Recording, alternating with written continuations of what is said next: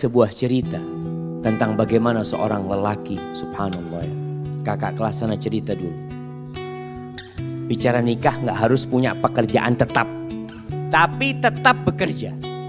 Biasanya kan orang tua bingung ngelihat, nah itu calon suamimu kerjaannya belum tetap, nah kata dia. Dia kerjanya serabutan. Alhamdulillah, yang penting mau bekerja. Rizki itu tidak harus dengan bekerja, jamaah. Subhanallah, ada rizki dari arah yang tidak disangka-sangka. Yang orang gak akan berpikir, ya Allah kok bisa fulan dapat rizki itu. Itulah Ar-Razzaq Dzul Quwwatil Matin. Kembali ke cerita bagaimana seorang lelaki ketika dia mau melamar seorang wanita. Itu subhanallah. Perempuan itu setiap dilamar oleh laki-laki, yang lamar ini orang-orang sukses ya ma. Semuanya mundur.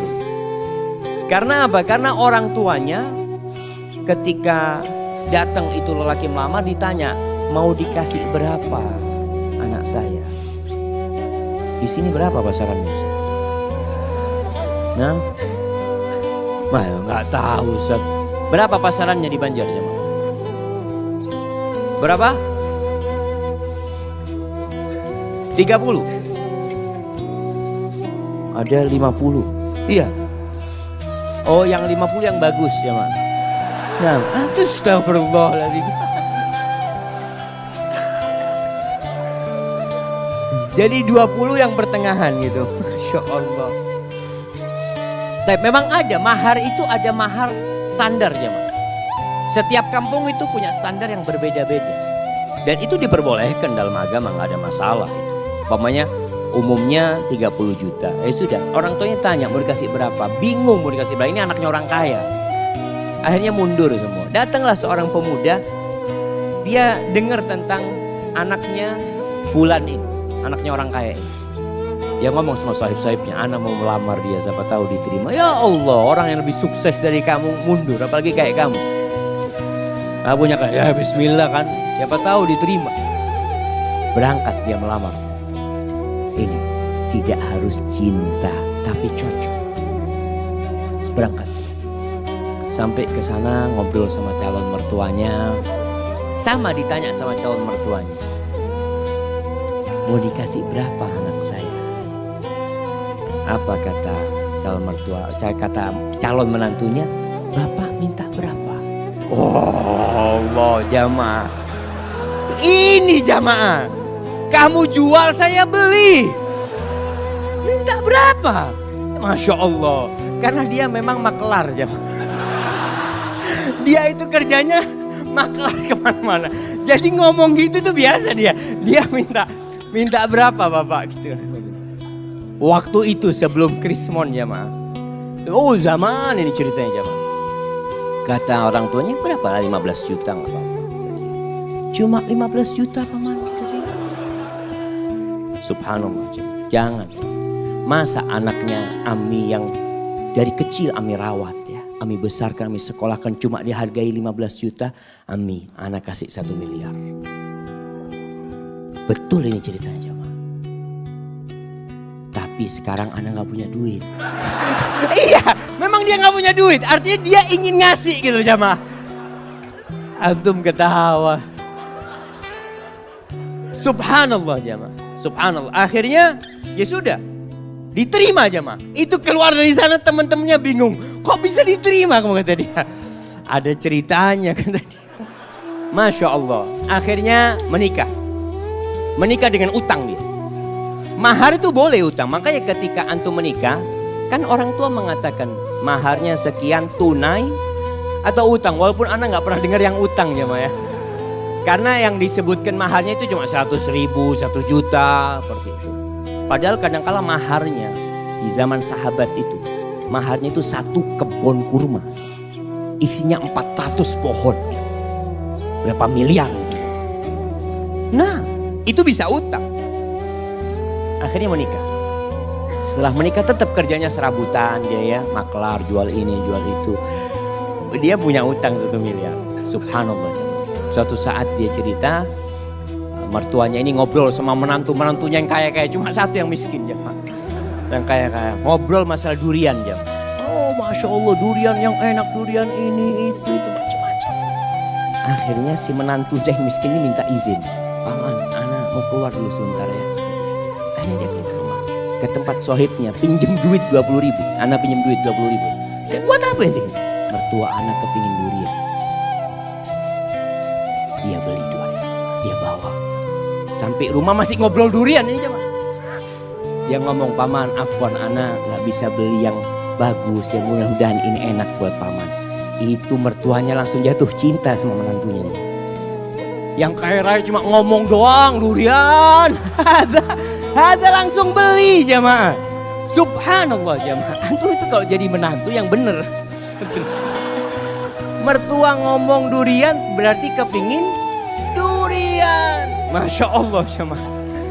Ini akhirnya nih menantu jadi menantu kesayang.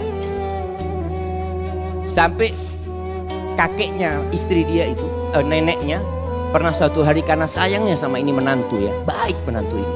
Cuma duitnya memang gak banyak. Tapi dia mau kerja. Makanya ketika itu dia mengatakan lupa. Salah satu yang diucapkan kepada calon mertuanya nih, paman anak sekarang gak punya duit. Tapi alhamdulillah Allah kasih anak akal bisa berpikir. Allah kasih anak lutut, anak bisa berjalan. Anak insya Allah akan lunasin hal itu. Subhanallah. Sampai suatu hari dia dipanggil sama neneknya istrinya. Kata neneknya, nak, nenek ini punya duit 500 juta. Nenek mau kasih buat kamu. Subhanallah. Si menantu malu jemaah, janganlah nenek kalau mau kasih ke cucunya nenek. Biar nanti anak pinjam anak putar dulu. Masya Allah. Antum ketawa. Ini laki-laki terhormat jemaah. Artinya dia nggak mau terima, dia nanti mau pinjam sama istrinya. Kalau sudah punya istrinya dia bisa pinjam. Masya Allah jemaah. Akhirnya diberikan kepada istrinya, duitnya diputar, dia lunasin 1 miliar.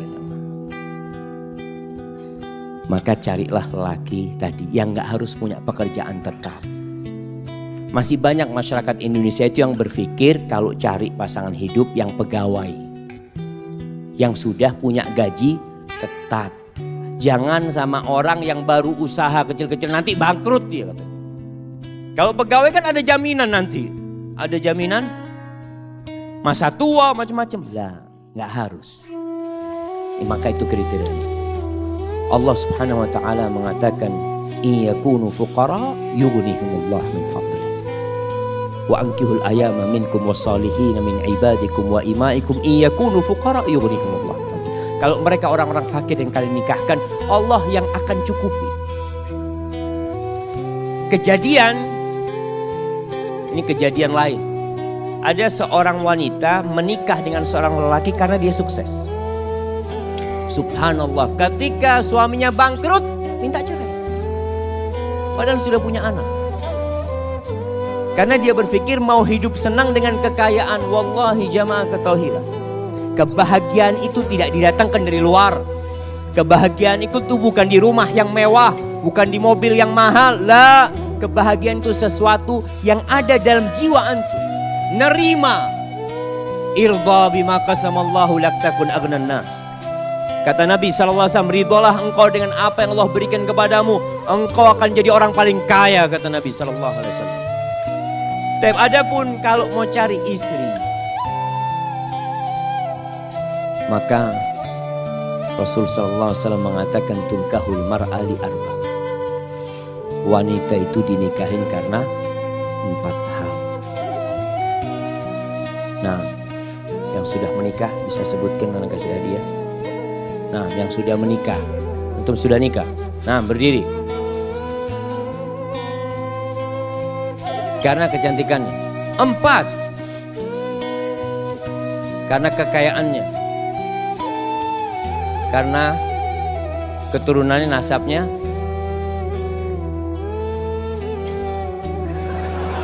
Karena nggak mandul. Agamanya mana? Taib, tunggu dulu pertanyaannya. Antum menikahi istri antum gak nyebutkan agama, berarti antum cuma 3. Kenapa antum nikahin istri antum?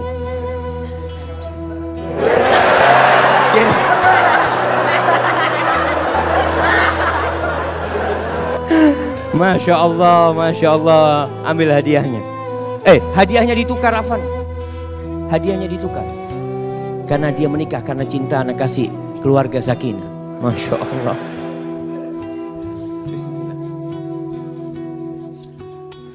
Alhamdulillah jamaah. Ada yang menikah karena cinta. Apa yang menyebabkan dia cinta? Wallahu a'lam. Bisa jadi karena cantik. Istri antum mudah-mudahan cantik. Tapi ingat, kecantikan itu akan hilang. Tapi kalau cinta yang ada di hati kita tidak akan pernah hilang dengan izin Allah SWT. Kata Nabi SAW, tunkahul mar'atu li arba' limaliha wa hasabiha wa li jamaliha wa li diniha. Karena kekayaannya, sebagian orang mengatakan, alhamdulillah ana mau cari perempuan kaya Ustaz. Kenapa? Ana sudah lama hidup susah Ustaz. Paling gak bisa numpang hidup nyaman dengan hartanya istri. Ada. Janda gak apa-apa janda. Ada yang seperti itu jemaah. Maka antum jangan heran ketika melihat anak muda menikah janda sama umur. Dia umur 20, istrinya umur 35. Janda punya anak 2. Gak apa-apa, mungkin karena hartanya dia menikah. Yang kedua, karena nasabnya yang mulia. Keturunan Raja Banjar. Masya Allah. Yang ketiga, karena kecantikannya. Ini normal orang menikahin wanita karena kecantikannya. Yang keempat, karena agamanya. Lalu apa kata Nabi SAW? Fadfar bidzatid din taribat yadak. Kalau engkau ingin beruntung dalam kehidupanmu, engkau ingin merasakan kebahagiaan, keharmonisan dalam rumah tanggamu, fadfar bidzatid din. Berbahagialah engkau mendapatkan agama, mendapatkan wanita yang agamanya baik. Seperti tadi kita bicara, ada standar minimal perempuan baik secara agama. Apa? Apa jemaah? Melaksanakan kewajiban. Ini yang pertama. Jadi standar perempuan itu melaksanakan kewajiban. Ustaz, tapi dia gak pernah ngaji ke masjid Ustaz. Yang penting kewajiban dia laksanakan. Sholat yang 5 waktu. Puasa di bulan Ramadan. Dia menutup auratnya. Dia berbakti kepada orang tuanya. Maka standar kewajiban ini paling minim harus ada. A'udzu billahi minasy syaithanir rajim. Bismillahirrahmanirrahim.